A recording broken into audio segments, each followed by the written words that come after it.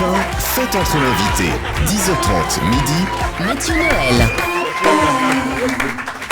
Alors Mathieu, vous êtes un vrai professionnel. Et comme chaque jour, pour préparer votre chronique, vous avez fait bien les choses. Vous m'avez accompagné à la projection La mer à boire, et ça tombe bien, vous avez aimé. Oui, Michel, enfin pas autant que vous. Ça, je peux vous dire, Daniel, que Michel a été littéralement captivé par le film. La projection n'avait pas commencé depuis 5 minutes, qu'il était déjà en mode veille. Le nez dans le popcorn.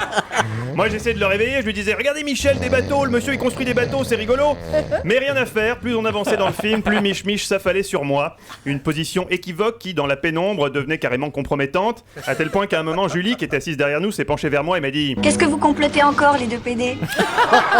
Là, je me suis dit « C'en est trop, hein. Ton honneur est en jeu !» J'ai mis 2 claques à Michel. Je l'ai remis en position verticale, je lui ai dit « Michel, ça va? Vous vous êtes assoupi, qu'est-ce qui se passe? Le film vous laisse sur votre faim ?» Quand ma mère était là, le dimanche, elle me faisait des endives au jambon. Oh non! Je faisais ma mère tous les dimanches. Non, mais sur votre faim. C'était vraiment du strudel. C'est une expression, Michel. Et ça fait de l'alma, à 11h, des œufs au plat. Non, oui, Pamplemousse, ça joue non. pamplemousse. Non, on s'en fout du pamplemousse, Michel. Oh non. Pas trop parce que je vais nager après. Oui, mais allez nager, mais on s'en fout. Bon, bref. Non, je parlais du film, oublions. Bref, vous l'avez compris, Daniel. Michel a beaucoup aimé La mer à boire. Faut dire que l'histoire poignante de ce patron d'un chantier naval confronté à la crise le touche personnellement. En effet, avec l'hélicoptère, le vélo et les endives au jambon, le nautisme est la 3e passion de Michel Drucker. Une véritable aubaine pour les chantiers navals, car en ces temps de crise, à part l'émir du Qatar, Michel Drucker est un des rares clients à pouvoir encore payer cash un yacht de 70 mètres plaqué or, avec un jacuzzi à débordement et héliport serti de diamants. Un grand malade, moi. Ouais. Oui, Daniel, comme vous, Michel adore la mer. Et il ne compte pas. Son navire, le Drucker of the Seas, impose le respect. Chacun de ces 3 moteurs engloutit 4 SMIC à l'heure dans un silence de cathédrale. Respectueux de l'environnement et des autres plaisanciers, Michel respecte énormément les autres plaisanciers.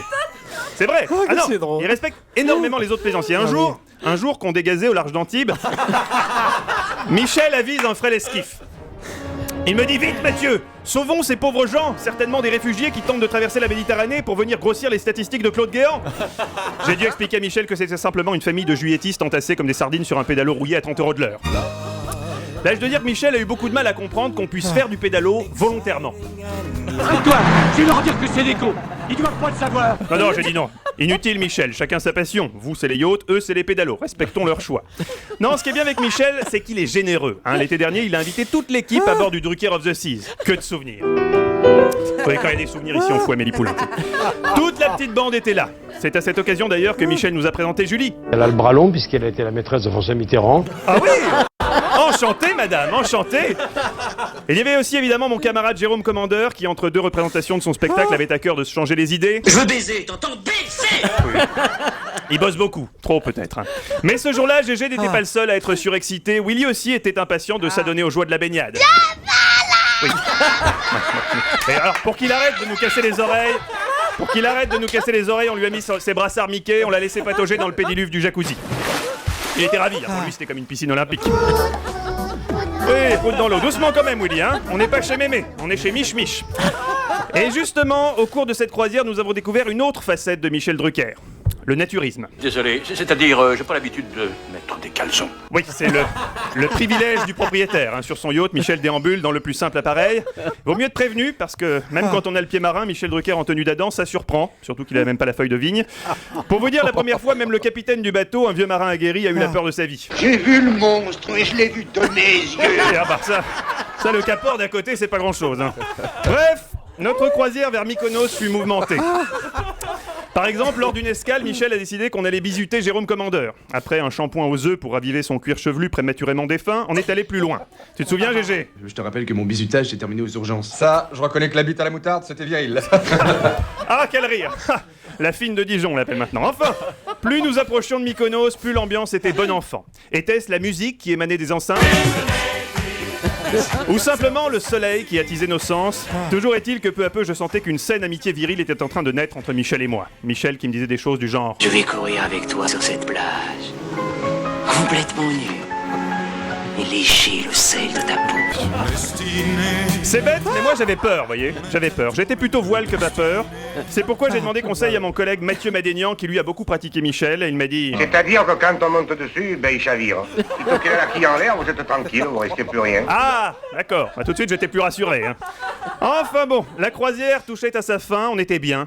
À Languille, sur le pont supérieur, Julie pratiquait le topless avec le naturel désarmant commun à ces femmes qui ont vécu la révolution sexuelle et qui, dans le cas de Julie, l'ont même déclenché. Baladons-nous joyeusement la bite à l'air.